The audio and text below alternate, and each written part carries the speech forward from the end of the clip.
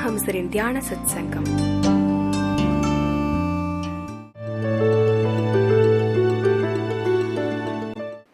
உங்கள் அனைவரையும் வணங்கி வரவேற்கின்றேன்.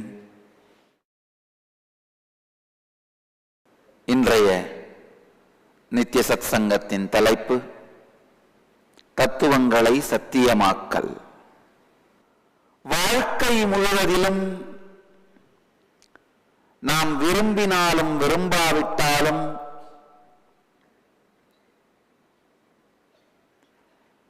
வேண்டினாலும் வேண்டாவிட்டாலும் பல்வேறு தத்துவங்களும் உண்மைகளும் நம் காதில் வந்து விழுந்து கொண்டேதான் இருக்கும்.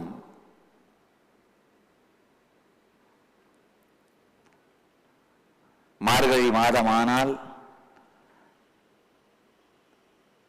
திருவம்பாவையும் திருவாசகமும் ஊர்கோவில் ஒலிப்பெருக்கியிலிருந்து காதில் வந்து விழுந்துதான் தீரும். ஆடி மாதமானால் அம்மன் ஆலயத்திலிருந்து பக்தி பாடல்கள் வந்து காதுகளில் விழுந்துதான் தீரும். ஊர்கோடியில் மேடை அமைத்து தங்கள் தத்துவங்களை சொல்லும் ராமாயண மகாபாரத பேச்சாளர்கள் தங்களால் முடிந்த விதத்திலெல்லாம் அவரவர்கள் தங்கள் தத்துவங்களை பரப்பிக் கொண்டுதான் இருக்கின்றார்கள்.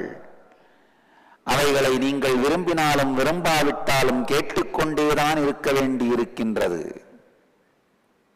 சில தத்துவங்கள் மாத்திரம் சத்தியமாக மாற்றப்பட வேண்டியவை. ஆழ்ந்து தெரிந்து கொள்ளுங்கள். சில தத்துவங்கள் மாத்திரம் உடனடியாக சத்தியமாக மாற்றப்பட வேண்டியவை. சில செய்திகள் கேட்கவும் கூடாதவை, சிலது கேட்டாலும் கடைபிடிக்க கூடாதவை, சிலது கேட்டு கடைபிடிக்க வேண்டியவை, சிலது கேட்டவுடனேயே அனுபூதியாக வேண்டியவை, சிலது அனுபூதி மட்டுமல்லாது வாழ்க்கையை நாம் வாழுகின்ற சத்தியமாக வேண்டியவை. இந்த 4 தத்துவங்களான integrity, authenticity, responsibility and enriching. இந்த தர்மம் எல்லா ஆன்மீக தத்துவங்கள் ஞானத்தின் சாரம், எல்லா மதங்களின் சாரம், எல்லா இறை உணர்வாளர்களின் வார்த்தைகளின் சாரம், எல்லா விதமான வழிபாடுகளின் சாரம், எல்லா சாத்திரங்களின் ஸ்தோத்திரங்களின் சூத்திரங்களின் சாரம் இந்த 4 தத்துவங்களும். இந்த 4 தத்துவங்களும் சத்தியமாக மாற்றப்பட வேண்டியவை.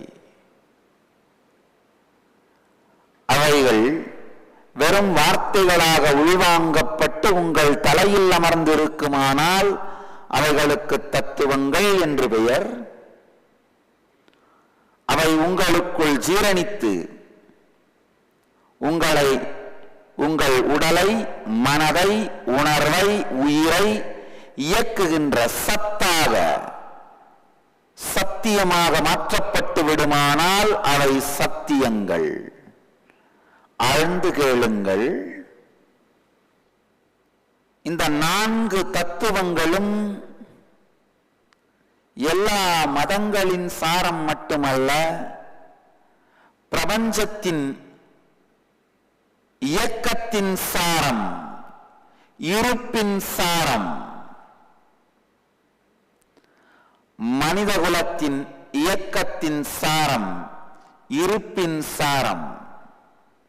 இன்டெகிரிட்டி எனப்படும் முழுமையை சார்ந்துதான் இன்னமும் பூமி முறையாக இயங்குகின்றது. பூமி சூரியனை வலம் வருகின்றது. சூரியன் பூமியை வலம் வருகின்றான். திடீர்னு மனசுல கேள்வி, பூமி எப்படி சூரியனை வலம் வர முடியும்? பூமி சூரியனை வலம் வரலாம், சூரியன் எப்படி பூமியை வலம் வர முடியும்?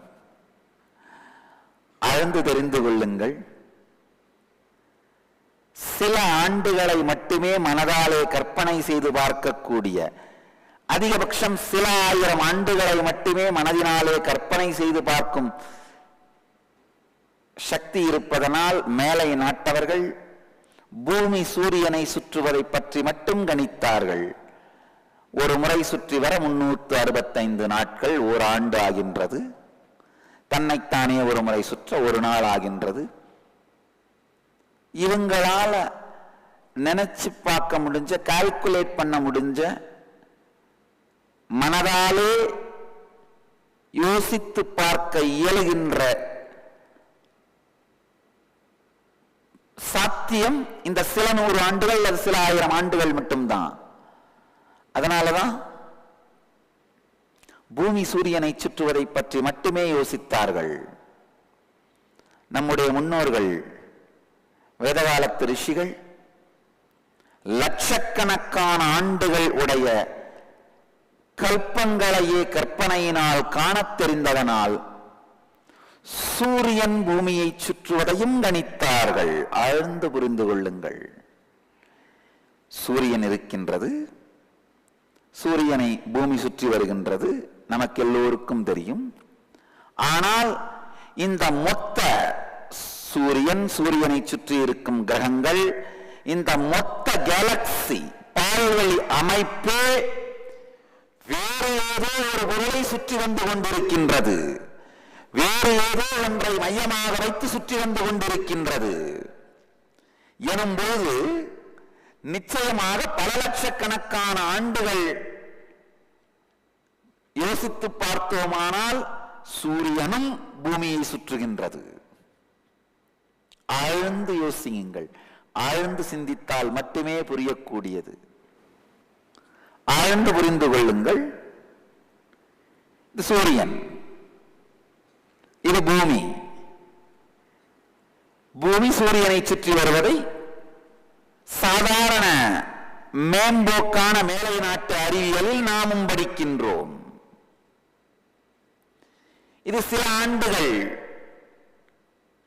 ஒரு முறை சுற்றி வர ஓராண்டு ஆகின்றது. நம்முடைய மனத்தாலே சில ஆண்டுகளை மட்டும்தான் கணிக்க முடியும் என்பதனால் இந்த பூமி சூரியனை சுற்றுகின்ற இதை ஏற்றுக்கொள்ள முடிகின்றது, பாடமாக படிக்க முடிகின்றது. ஆனால் நாம் மறந்து விட்டோம், இந்த மொத்த அமைப்புமே வேறு ஏதோ ஒன்றை மையமாக வைத்து சுற்றி கொண்டிருக்கின்றது. சூரியனும் சூரியனை சார்ந்திருக்கின்ற பால்வெளியில் இருக்கும் எல்லா கிரகங்களும் பிரபஞ்ச மையத்தை சுற்றி வந்து கொண்டிருக்கின்றன எனும்போது சில லட்சம் ஆண்டுகளுக்குள் சூரியன் தன்னை சுற்றி வந்து கொண்டிருக்கும் பூமியை ஒரு முறை சுற்றி வந்து விடுகின்றான். ஆழ்ந்து சிந்தித்தீர்களானால் இந்த உண்மை புரியும். ஆழமாக சிந்தியுங்கள். இது போன்ற ஆழமான சத்தியங்களை சிந்திக்கும் பொழுது நமக்குள் இன்டெகிரிட்டி எனப்படும் முழுமை நிலை உருவாவதற்கான உணர்வு, அவேர்னஸ் உருவாக துவங்குகிறது. இந்த அவேர்னஸ் நாம் நமக்குள்ளேயே சொல்லிக் கொள்ளுகின்ற, கொடுத்துக் கொள்ளுகின்ற வாக்குறுதிகளை, வார்த்தைகளை உணர்வோடு அவேர்னஸோட பார்க்கணும்னா ஆழமான சிந்தனைகள் உருவாகும் பொழுதும் ஆழமான சிந்தனைகளை நடத்துகின்ற, சிந்திக்கின்ற, தொடர்ந்து அவைகளை ஆழ்ந்து சிந்திக்கின்ற திறமை வரும்பொழுதுதான் நிகழ்கின்றது. நம்ம எல்லாருக்கும் இருக்கிற மிகப்பெரிய பிரச்சனை என்னன்னா, ஒரு விஷயத்தை சில நிமிடங்களுக்கு மேல தொடர்ந்து சிந்திக்கிற அளவுக்கு பொறுமையோ அமைதியோ உணர்வோ இருப்பதில்லை. 2 நிமிஷம் ஆன உடனே இதெல்லாம் எதுக்குப்பா, விடப்பா, அடுத்த வேலையை கவனிக்கலாம், தவிர்த்து விடுதல். ஒரு காமனான மனிதனுக்கு, சராசரியான மனிதனுக்கு ஆழமாக சிந்திக்கின்ற திறன் வராமல் வைத்துக் கொள்வதிலேயே பெரும்பாலான நேரத்தில் அரசியல்வாதிகளின் சக்தி செலவு செய்யப்படுகிறது. நீங்க கொஞ்சம் ஆழமா சிந்திக்க ஆரம்பிச்சிட்டீங்கன்னா, கொஞ்சம் ஆழமா உங்களுக்குள்ள சிந்தனை போக துவங்குமானால், வாழ்க்கையின் பல விஷயங்களை பற்றி ஆழமான கேள்விகளை உங்களுக்கு உள்ளும் உணர்வீர்கள், வெளியிலும் கேட்பீர்கள். ஆழ்ந்து புரிந்து கொள்ளுங்கள். உங்க வாழ்க்கையில பாத்தீங்கன்னா பல நேரத்தில் உங்களுக்கு ஏற்படுற அந்த கியூரியாசிட்டி, எதையாவது ஒன்றத்தை நீங்க பார்த்து உடனே ஏற்படுற கியூரியாசிட்டி, இது எப்படி பூமி தவறாம சூரியனை சுத்தி வருது, எப்படி ஒரே ஒரு தூண் இவ்வளவு பெரிய பாலத்தை தாங்கி நிக்குது. வாழ்க்கையில பல விஷயங்களை பார்க்கும் பொழுது கியூரியாசிட்டி வரும். இந்த கியூரியாசிட்டி வரும் பொழுது தொடர்ந்து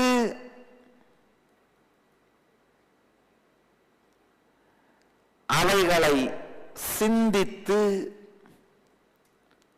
தொடர்ந்து அவைகளுக்குள் மனதை செலுத்தி, தொடர்ந்து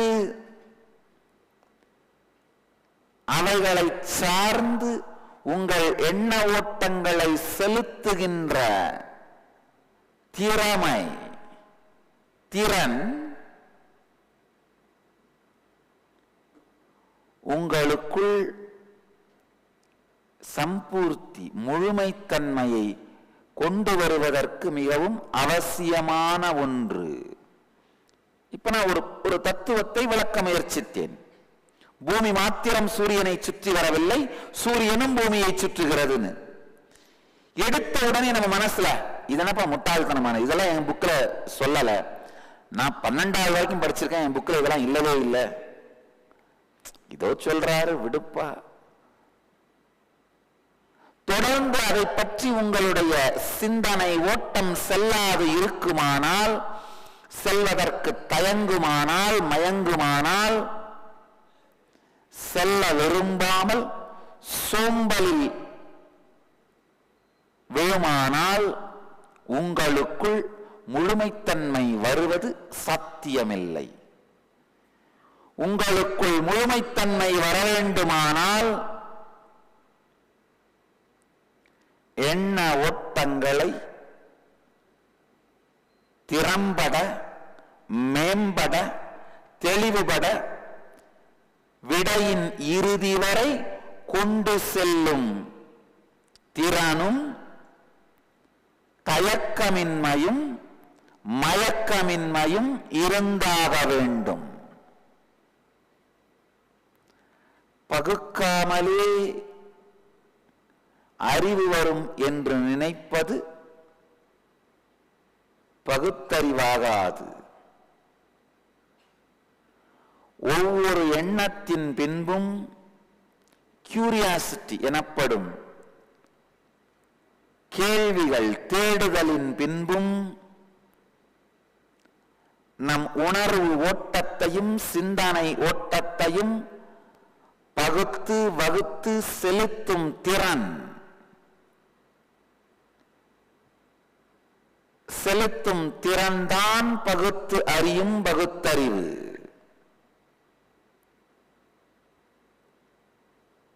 நம்முடைய என்டர்டெயின்மெண்ட் இண்டஸ்ட்ரி ஆகட்டும், விளையாட்டு இண்டஸ்ட்ரீஸ் ஆகட்டும், விளையாட்டும் இண்டஸ்ட்ரி தான். ஸ்போர்ட்ஸா இருந்தாலும் சரி,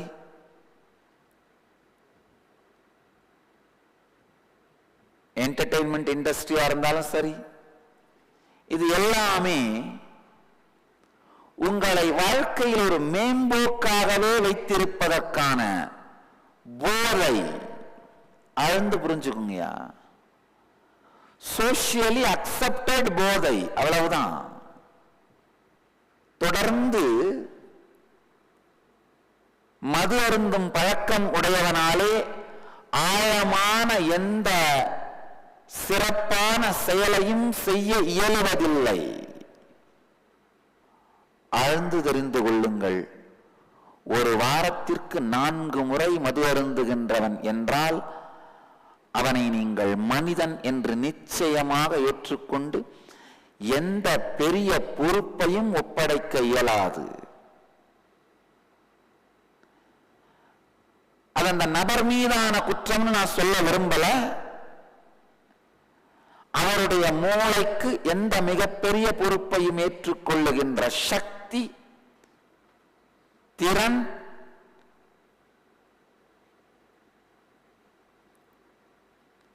செயலடையாத, செயல்பட முடியாத நிலையில் வைக்கப்பட்டு விடுகின்றது. நாமெல்லாம் உடனே கேட்கலாம், பல லட்சக்கணக்கான பேர், பலாயிரக்கணக்கான பேர் தினந்தோறும் குடிக்கிறாங்களே, அப்ப அவங்கெல்லாம் வாழ்க்கையில் எதுவுமே சாதிக்க முடியாத? இல்ல சாமி, எனக்கு தெரிஞ்சு என் எதிர் வீட்டுக்காரர், பக்கத்து வீட்டுக்காரர் முடாக்குடியர், ஆனா பெரிய பெரிய சொத்தெல்லாம் சம்பாதிச்சிருக்காரு, வாழ்க்கையில பெரிய பெரிய வேலையெல்லாம் சாதிச்சிருக்காரு. நல்ல ஆழமா புரிஞ்சுக்கோங்க. சில நேரங்களில் விபத்தாக நமது வாழ்க்கையில் செல்வமும் பதவியும் வந்து விடுகின்றது. விபத்தாக வருபவை நாம் சேர்த்தவை அல்ல, அது நம்மை சேர்த்துக் கொண்டது. நாம் பொறுப்பெடுத்து சேர்த்தவை மட்டும்தான் நாம் சேர்த்தவை. வாரத்திற்கு 4 முறை மது அருந்தும் பழக்கம் உடையவர்களுக்கு மிகப்பெரிய பொறுப்புகளை ஏற்று அதை நிஜமாக்குகின்ற மூளை பாகம் இயங்குவதில்லை. வேணுமான மற்றவங்க கிட்ட இருந்து இந்த கிராப் பண்ற, ஆக்கிரமித்துக் கொள்ளுகின்ற மன அமைப்பு வேண்டுமானால் தொடர்ந்து இயங்கலாம். ஆனால் பொறுப்பெடுத்து உருவாக்கும் மூளை பாகம்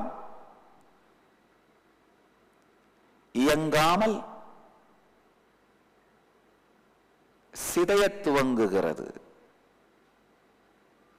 மூளைக்குள்ள இந்த mechanical parts of the brain, நான் mechanical parts of the brain சொல்லுவோம். உங்களுடைய நுரையீரல், இதயம், குடல், இரத்த ஓட்டம் போன்றவைகளை கட்டளைகள் மூலமாக நடத்துகின்ற பாகம் mechanical parts of the brain. பிறப்பதாலேயே அது இயற்கையாகவே இயங்க துவங்கி விடுகின்றது. ஆனா அதை தாண்டி உள்ளுணர்வு, இன்ட்யூஷன் வருவதை உணரவும், வந்ததை தாண்டி மனதை கொண்டு செல்லவும், சிந்தை சோராது கடந்ததன் கவலையின்றி எதிர் வருவதை உருவாக்கும், பொறுப்பெடுக்கும் அந்த பாகம் நான் mechanical parts of the brain. அது உங்கள் பிறப்பாலேயே இயங்குவதில்லை. டெலிபதி, உள்ளுணர்வின் மூலமாகவே செய்திகளை மற்றவர்களுக்கு அனுப்புதல், மற்றவர்களிடமிருந்து பெறுதல். டெலிபோர்டேஷன், உள்ளுணர்வின் மூலமாகவே ஒரு பொருளை இடம் மாற்றுதல். மெட்டீரியலைசேஷன், மனதின் சக்தியின் மூலமாக மேட்டர், பிசிக்கல் மேட்டர் மேல நம்முடைய தாக்கத்தை செலுத்துவது. இது போன்ற சக்திகளுக்கு உங்களுடைய நான் mechanical parts of the brain awaken ஆயிருக்கணும். மது எனப்படும் சாராயம், போதை வஸ்துக்கள் உங்களுடைய நான் மெக்கானிக்கல் பார்ட்ஸ் ஆஃப் த பிரெயினை ஃபங்க்ஷன் பண்ண அனுமதிக்கிறதே இல்லை. அதுக்கு அடுத்து இன்னொரு படி ஆழமா பார்த்தீர்களானால், தொடர்ந்த பொழுதுபோக்கு விஷயங்களும் கூட உங்கள் மூளையை பொறுத்தவரை மது ஏற்படுத்தும் அதே நிலையை, தாக்கத்தை தான் ஏற்படுத்துகின்றது. தொடர்ந்த என்டர்டெயின்மெண்ட்ஸ், கண்டினியூஸா டிவி சீரியல்ஸ், தொடர்ந்து சினிமாக்கள், தொடர்ந்து நமக்குள் ஆழமான சிந்தனைகளை ஏற்படுத்துவதற்கு நேரத்தை செலவிடாமல், அல்லது சிந்தனை பண்ண ஆரம்பிச்சாலே கவலைப்படுறது மட்டுமே மன அமைப்பா மாத்திக்கிறதுனால கவலையை மறந்து இருக்கலாம்பான்னு பொழுதுபோக்குக்கு போக ஆரம்பிச்சிடுறது. கொடுமை என்னன்னா, வீட்டுக்குள்ளே இருக்கின்ற சாக்கடை நீர் வெளியேறப்பதற்கு வழியை செய்யாமல், வீட்டுக்குள்ள சாக்கடை நாற்றம் அதிகமாக இருக்கிறது என்பதனால் வீட்டையே விட்டு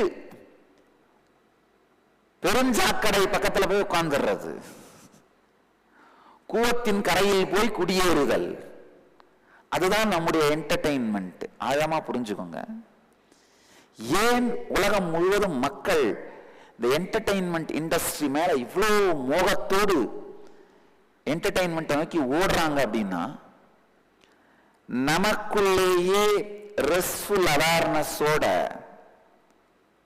அமைதி உணர்வோட சிந்திக்க கற்றுக்கொள்ளாமை மற்றும் சிந்திக்க துவங்கினாலேயே கவலையில் விழுந்து விடுவது. சிந்தனை சிதறவிடாது ஸ்ரத்தையோடு கேளுங்கள். உங்களுக்கு உள் நீங்களே அமர்ந்தாலே ஆழமான சிந்தனைகளுக்குள் செல்லுகின்ற திறன் இல்லாதவர்களாக இருப்பதனால் கவலைப்படுகின்ற எண்ண ஓட்டத்திலேயே இயற்கையிலேயே விழுந்து விடுகின்றீர்கள். அதனாலதான் வெளியில ஒரு என்டர்டெயின்மெண்ட் இல்லாம இருக்க முடியறதில்ல. பரபரன்னு இருக்கிறது. எதை பார்த்தாலும் கவலை, எதை பற்றி சிந்தித்தாலும் கவலை. இல்லாத போபியாஸ் எல்லாம் புதுசா கண்டுபிடிக்கிறார்கள். ஏல இருந்து இசட் வரைக்கும் 2000 போபியாஸ் இருக்கு. இதை பார்த்தா பயம், அதை பார்த்தா பயம், அதை பார்த்தா பயம், அதை பார்த்தா பயம். என் ஆசிரமத்தில் சன்னியாசினியா ஒரு அம்மா இருந்தது. அந்த அம்மாவுக்கு ஏதாவது ஒரு ஊருக்கு போகணும்னா பயம். டொரண்டோ போகணும்னு சொன்னா அதுக்கே தெரியாம பயம். அடி வயிற்றிலிருந்து பயம். ஏன் பயம்னு எதுக்கே தெரியாது. அந்த ஊருக்கு போறதுல என்ன பிரச்சனை? அதுக்கப்புறமா அதோட நிக்கல, அந்த பேட்டனை உடைக்காததுனால அதுக்கப்புறம் இன்னொரு ஊருக்கு போறது. சேலம் போச்சோன்னாலும் பயம். ஒரு விஷயத்தை பற்றிய போபியோ ஆரம்பிச்சிருச்சுன்னா அந்த போபியோ எல்லாத்து மேலையும் வந்துகிட்டே இருக்கும். அந்த பயம், இந்த பயத்தை உடைக்கவில்லை என்றால் பெரிய கொடுமை என்னன்னா, அந்த பயம் மற்ற எல்லாத்து மேலையும் வர ஆரம்பிச்சிடும். அதே மாதிரி ஒரு முறை ஒரு நாள் நீங்க தனியா உட்கார்ந்தா கவலைப்பட்டு ரொம்ப டிப்ரெஷனா இருக்குன்னு சினிமாவுக்கு போக ஆரம்பிச்சிங்க, இல்ல டிவி பார்க்க ஆரம்பிச்சிங்கன்னா அதோடு தனிமையிலே இனிமை காணுகின்ற சுதந்திரத்தை இழந்தீர்கள். அதுக்கு பிறகு இதுவேதான் பேட்டனா மாறும். நமக்குள்ள அமருவதற்கான சக்தி, திறன்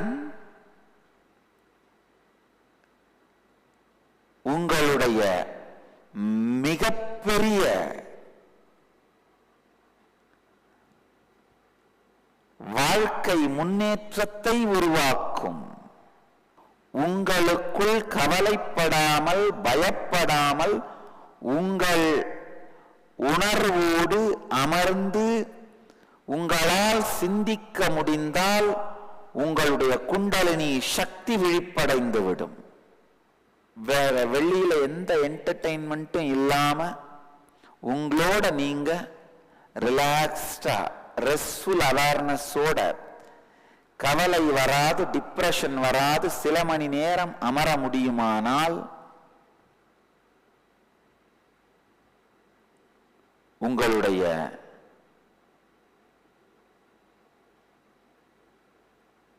மூளை, உங்களுடைய பிரெயின் முழுமையான உச்ச உணர்வோடு இயங்கி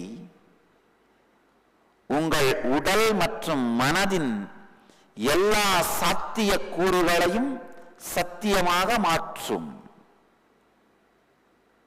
வாழ்க்கையில் எந்த துறையில் வளர நினைந்தாலும் மலர நினைந்தாலும்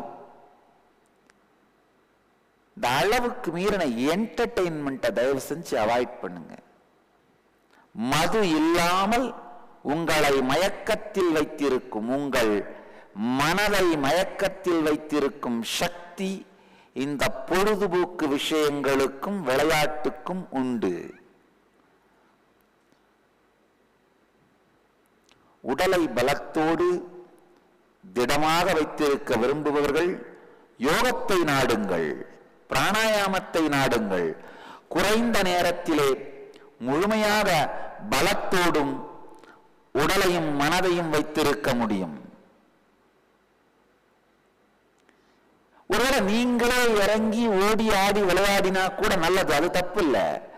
ஆனா யாரோ 4 பேர் ஏதோ ஒரு நாட்டிலேயோ காட்டிலேயோ ஏதோ ஒரு ஸ்டேடியத்தில் உட்கார்ந்து ஒரு மட்டையும் பந்தையும் தட்டிட்டு இருக்கிறத 24 மணி நேரம் உட்கார்ந்தே பார்த்து உங்க உடம்பு ஊதி போய் ஆரோக்கியம் கெட்டு போறது தெரியல. விளையாட்டு என்கின்ற பெயராலே உங்கள் வாழ்க்கையை வினையாக போனது. தனி மனிதனின் உடலும் மனமும் வாழ்க்கையின் முழுமையை உச்சத்தை பார்க்காமல் தயங்கி மயங்கி வீணாவதற்கு பொழுதுபோக்கும் விளையாட்டும் ஒரு மிகப்பெரிய காரணமாக மாறிவிட்டது. விழித்துக் கொள்ளுங்கள் இளைஞர்களே, நீங்களே உடலை அசைத்து விளையாடுகின்ற விளையாட்டுக்கள் உன்னதமானவை, நலம் தருபவை.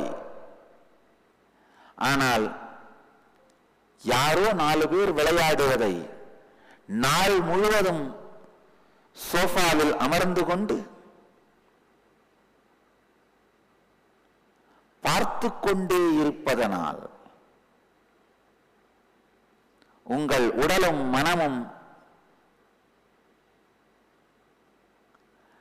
தன்னுடைய உச்சத்திற்கு செல்வதே இல்லை.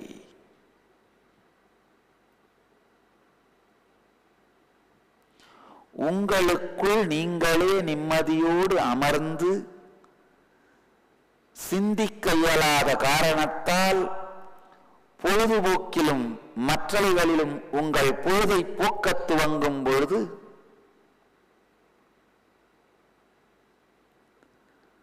உங்கள் உணர்வு வாழ்வின் உச்சத்தை எட்டி பார்க்கும் சக்தியை இழந்து விடுகின்றது.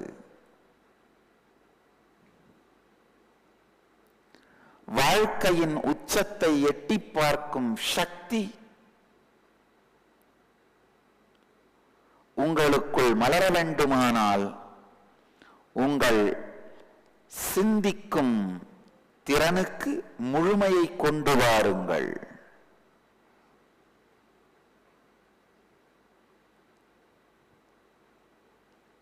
உங்களுக்கும் மற்றவர்களுக்கும் நீங்கள் கொடுக்கும் வார்த்தைகளை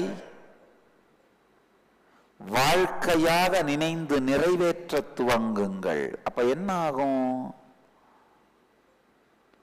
உங்களுக்கும் உங்களை சுற்றி இருப்பவர்களுக்கும் கொடுக்கும் வார்த்தைகளை வாழ்க்கையாய் நினைந்து நிஜமாக்குதல். அப்ப என்ன ஆகும்னா, ஒவ்வொரு வார்த்தையை உங்களுக்கு நீங்களே கொடுக்கிறதுக்கு முன்பும் அவேர்னஸோட சிந்திப்பீங்க. ஏன்னா இந்த வார்த்தை எனக்கு நானே கொடுத்துக்கிட்டா நிஜமாக்கி ஆகணும்னு அவேர்னஸோட யோசிப்பீங்க.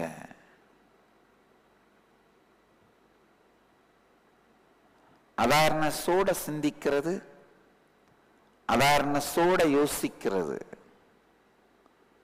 இது வரும்பொழுது வாழ்க்கையின் எல்லா கேள்விகளையும், கியூரியாசிட்டி, வினாக்களையும் பொறுப்போடு சிந்திப்பீர்கள்.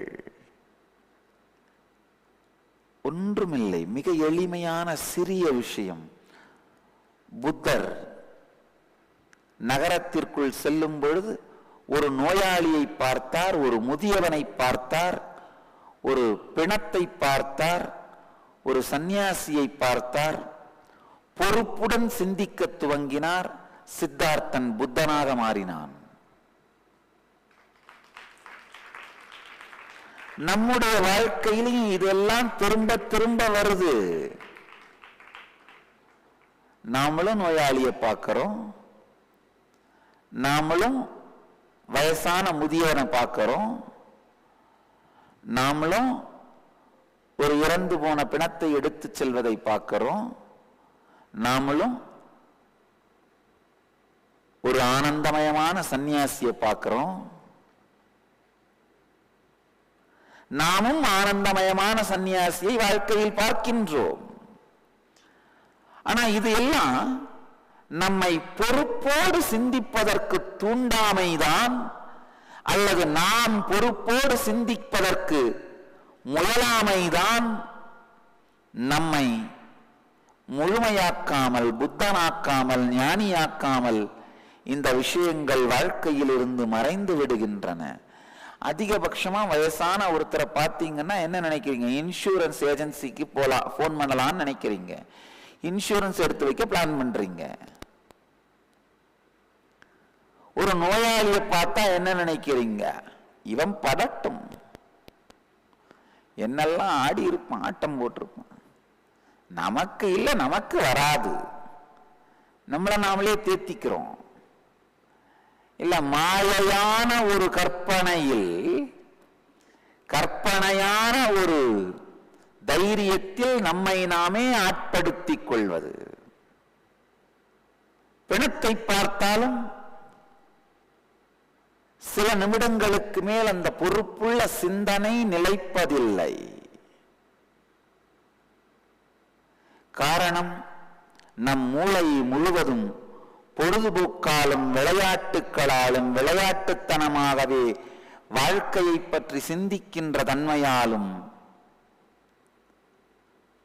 மயங்கி தியங்கி தயங்கி ஒரு விதமான போதையிலேயே இருந்து கொண்டிருக்கின்றது. ஆழமாக புரிந்து கொள்ளுங்கள். ஆழமாக புரிந்து கொள்வது மட்டுமல்லாது உணர்வு மயமாக்கி அதை உள்வாங்குங்கள். தத்துவங்களை சத்தியமாக மாற்றுதல், தத்துவங்களை சத்தியமாக மாற்றிக்கொள்ளுதல். பிரபஞ்சமே இந்த 4 சத்தியங்களை சார்ந்துதான் இயங்குகிறது.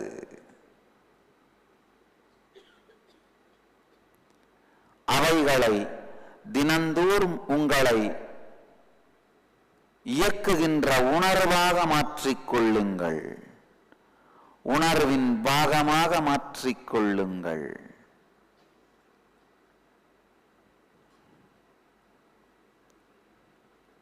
உங்களுடைய காக்னிஷனாவே, எண்ணப்போக்கின் மூலமாகவே இந்த சிந்தனை மாறும் பொழுதுதான் உங்கள் வாழ்க்கையில் உணர்வு மாற்றம் நிகழ்கின்றது.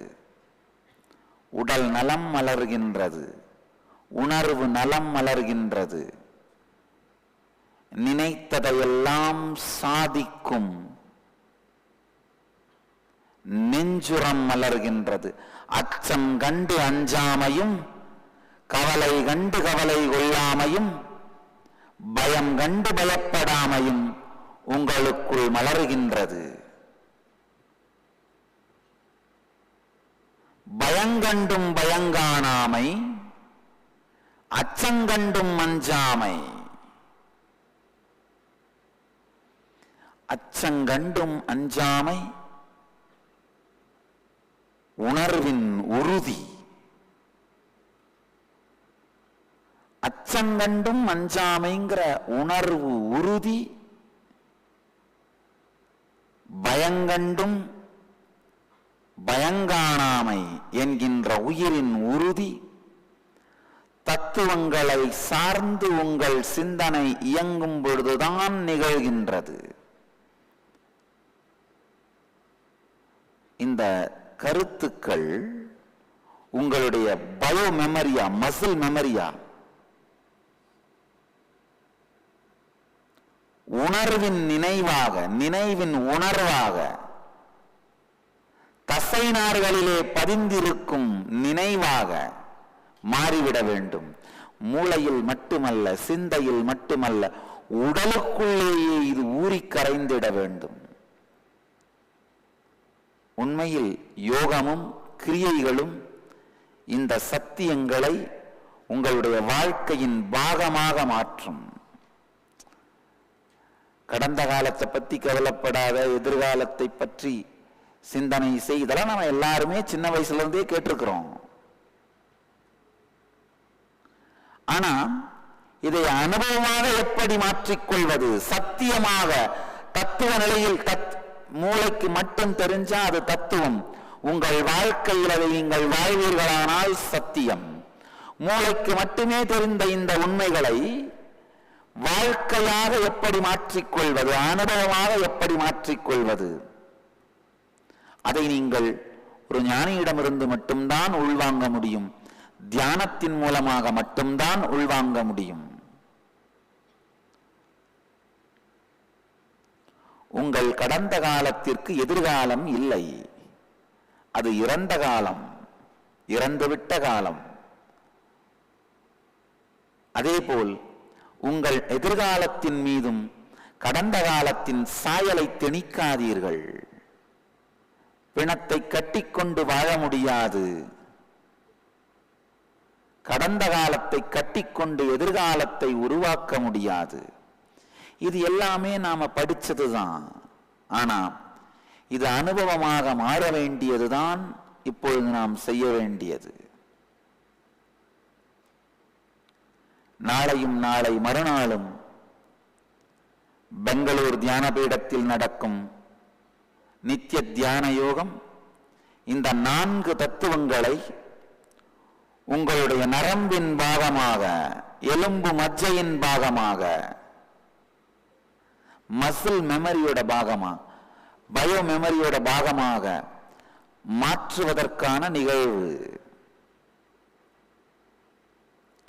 முறையான யோகம் மற்றும் கிரியைகளின் மூலமாக உங்கள் குண்டலினி சக்தியை வெளிப்படையச் செய்து நஞ்சு வடிந்த கல் மனத்தை, நஞ்சு வடிந்த நெஞ்சை பஞ்சாய் மாற்றி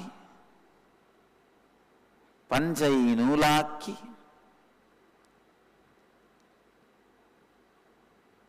நூலில் தத்துவம் எனும் சாயத்தை நுழைத்து சத்தியம் எனும் ஆடையாய் மாற்றி அணிந்து கொள்ளும் முறை.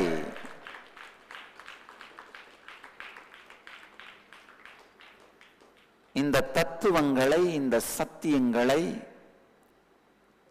உங்களுடைய உயிர் உணர்வின் பாகமாக மாற்றுவதற்கான வகுப்புதான் இந்த நித்திய தியான யோகம்.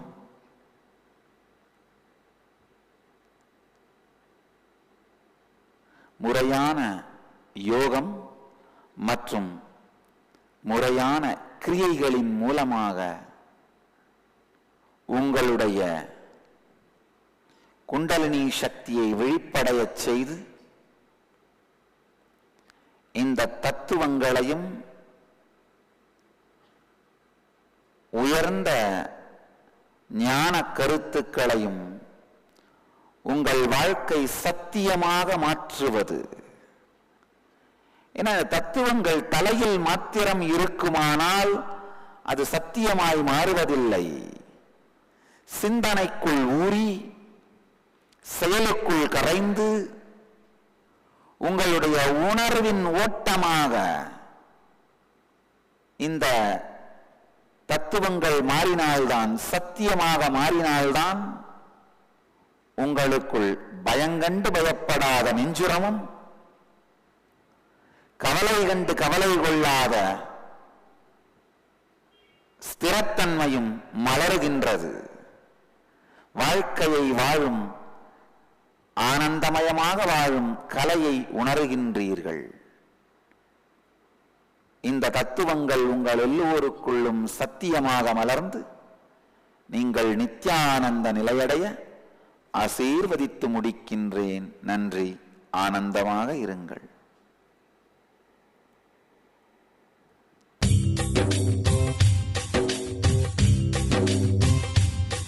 ஜீவன் முக்தி பிரதம் தேவம். பரமஹம்ச நித்யானந்தர் ஓர் வாழும் அவதார புருஷர். பிறப்பிலிருந்தே ஞான சக்தியை வெளிப்படுத்திய பிறவி யோகி. தமிழ், ஆங்கிலம், தெலுங்கு, கன்னடம், மலையாளம், ஹிந்தி, சமஸ்கிருதம், குஜராத்தி, ஒரியா, பெங்காலி, மராத்தி, பிரெஞ்சு, மலாய், பிரேலி, Hebrew, Slovak, Croatian, Polish, Portuguese, Italy, German, Danish, Spanish, ரஷ்ய மொழி, சீன மொழி போன்ற 26 சர்வதேச மொழிகளில் 500க்கும் மேற்பட்ட புத்தகங்களை அருளியிருக்கும் அரிய எழுத்தாளர். 10,000 மணி நேரத்திற்கும் மேல் ஞான கருத்துக்களை மொழிந்துள்ள அரிய பேச்சாளர். லட்சக்கணக்கானவர்களுக்கு அன்னதானம், இலவச மருத்துவ வசதி, கல்வி உதவி, மேலும் உலகம் முழுவதிலும் 140க்கும் மேற்பட்ட இடங்களில் பள்ளிகள், ஆசிரமங்கள், ஆலயங்கள் மற்றும் மருத்துவமனைகள் அமைத்து ஒப்பற்ற சேவை செய்து வரும் சமூக சேவகர். லட்சக்கணக்கானவர்களுக்கு தலைவலி முதல் கேன்சர் வரை தனது தியான சக்தியால் தீர்த்து வைத்த தியான சிகிச்சையாளர். கோடிக்கணக்கான மக்களுக்கு உடல் நலம், மனவளம் ஆகியவற்றிற்கான கிரியைகளை வகுத்து தரும் கிரியா யோகி. கோடிக்கணக்கான மக்களுக்கு வாழ்வியல் பிரச்சனைகளுக்கான தீர்வுகளை தந்த வாழும் ஞானி. இந்தியாவில் பெங்களூரு, ஹைதராபாத், திருவண்ணாமலை, சேலம் மற்றும் அமெரிக்காவில் Los Angeles, San Jose, Seattle, Toronto, Ohio, Oklahoma, Phoenix, Saint Louis, Brazil, Paris, Guadeloupe, Dallas, New York, New Jersey, Atlanta, Calgary, Vancouver போன்ற நகரங்களில் வைதீக ஆலயங்களையும், மலேசியா, சிங்கப்பூர் போன்ற 154க்கும் மேற்பட்ட நாடுகளில் தியான மையங்களையும் ஆசிரம கிளைகளையும் இயக்கி நடத்தி வரும் உலகளாவிய நித்யானந்த தியானபீட ஆன்மீக இயக்கத்தின் நிறுவனர். 1 கோடிக்கும் மேற்பட்ட சீடர்களால் ஆத்மார்த்தமாக பின்பற்றப்படும் ஞான குரு. தீட்சையின் மூலம் சக்தி பரிமாற்றத்தை நிகழ்த்தும் அவதார சக்தி. பாரம்பரிய யோகக்கலையை ஆயிரக்கணக்கான யோக மையங்கள் மூலம் உலகமெங்கும் எடுத்துச் சென்ற நவீன கால யோகி. லட்சக்கணக்கான மக்களுக்கு குண்டலினி சக்தியை உயிர்ப்பித்து அஷ்ட சித்திகளை அருளும் அஷ்டமா சித்திதாயகன். லட்சக்கணக்கான இளைஞர்களின் எதிர்காலத்திற்கு வழிகாட்டியாய் திகழும் ஒரே இளம் குரு. உலகிலேயே இணையதளத்தின் மூலம் அதிகமாக பார்க்கப்படும் ஆன்மீக குரு. அரசியல் துறையிலும் ஊடகத்துறையிலும் ஊடுருவியிருக்கும் நாத்திக ரவுடி கும்பல்களால் தொடுக்கப்பட்ட மத தாக்குதலையும் தாண்டி ஒப்பற்று ஒளிரும் ஆன்மீக ஒளி. பரமஹம்ச நித்யானந்தர் அவர்கள் உலகின் மிக பழமையான இந்து மதத்தின் முதுகெலும்பாக விளங்கும் மகா நிர்வாணி பீடத்தின் 1008 ஸ்ரீ மகாமண்டலேஸ்வரராக முடிசூட்டப்பட்டுள்ளார். அசைக்க இயலாத என்றென்றும் நிலைத்திருக்கும் ஞான கல்ப விருட்சம். வந்தே வாக்கியமநாதீதம் நித்யானந்தாய ஸ்வாகதம். जीवन् मुक्तिप्रदं देवं क्षमापूर्णं जगद्गुरुं वन्दे परमहंसाख्यं नित्यानन्दाय स्वागतं जीवन्मुक्तिप्रदं देवं क्षमापूर्णं जगद्गुरुं वन्दे परमहंसाख्यं नित्यानन्दाय स्वागतम् உங்கள் எல்லோரையும் நித்யானந்தத்தில் நிறைந்து, நித்யானந்தத்தில் மலர்ந்து, நித்யானந்தத்தில் கரைந்து, நித்யானந்தமாகிட ஆசீர்வதிக்கின்றேன். நன்றி. ஆனந்தமாக இருங்கள். நித்யானந்த தியான பீடம், நித்யானந்த நகர், பிடதி, பெங்களூரு. Phone 08027279999 www.nityananda.org